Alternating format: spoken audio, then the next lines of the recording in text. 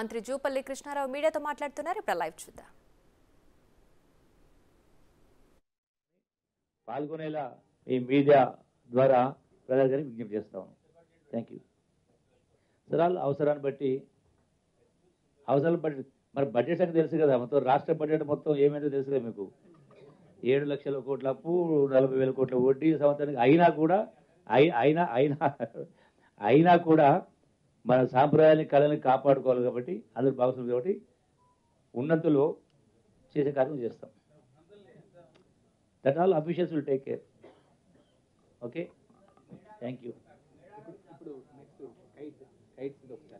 Next ఏ జాతర అయినా ఏ పండుగ అయినా తెలుగు తెలంగాణ పండుగలు ఆటలు పాటలు దాంతోపాటుగా క్రీడలు వీటన్నిటిని కూడా మళ్ళీ పూర్వ వైభవం వచ్చే విధంగా ప్రజలందరూ కూడా ఇలా భాగస్వామ్యం చేయాల్సిన అవసరం ఉంది. ఎందుకంటే ఇంకో కారణం కూడా ఉంది. ఈ యాక్టివిటీస్ లేని కారణంగా ఏదో యాక్టివిటీ ఉండాలా, యువతకైనా పెద్దవాళ్ళకైనా ఒక వ్యాపకం ఉండాలి. వ్యాపకం లేకపోతే పెడదోరిన పడుతూ ఉంటారు, పక్కదారి దొక్కుతూ ఉంటారు. సో దానికి కూడా ఈ యొక్క కైట్ ఫెస్టివల్ కావచ్చు, ఫుడ్ ఫెస్టివల్ కావచ్చు, కల్చరల్ యాక్టివిటీస్ కావచ్చు, ఇవన్నీ కూడా తోడ్పాటు అవుతాయి. సో డెఫినెట్గా దాని ద్వారా మనకు కాపాడుకోవాలి కాబట్టి ఇవన్నీ కూడా మనం కంటిన్యూ చేసుకునే వరకు చేయాలి.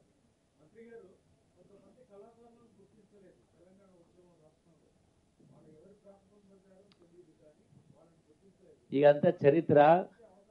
కళాకారులను గుర్తించలేనిది ఒకటి ఉంది, తెలంగాణ ఉద్యమంలో ఉన్నటువంటి వాళ్ళని గుర్తించలేనిది, లేని వాళ్ళని గుర్తించింది. ఇవన్నీ ఆ చరిత్ర ఇప్పుడు. ఎందుకంటే మన latest confine to only kite and sweet festival, not politics.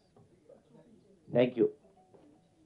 ఓకేనా. గౌరవ మంత్రివర్యుల చేతుల మీదుగా ఇప్పుడు కైట్స్ ని ఒక్కసారి చూపించి కైట్ ఫెస్టివల్ లాంఛనంగా ప్రారంభించినట్టుగా ఇక్కడ మీడియా మిత్రులందరి ముందు ప్రకటించడం జరుగుతోంది. అంటే ఇందులో ఒక తెలంగాణ తెలుగు కళలే కాదు, దేశంలో ఉన్నటువంటి ఇతర రాష్ట్రాల్లో ఉన్నటువంటి వాళ్ళ సంస్కృతి సాంప్రదాయాలు, వాళ్ళ కళలు కూడా ఈ యొక్క కల్చరల్ ప్రోగ్రామ్స్ అవి కూడా ఉంటాయి అందులో కూడా.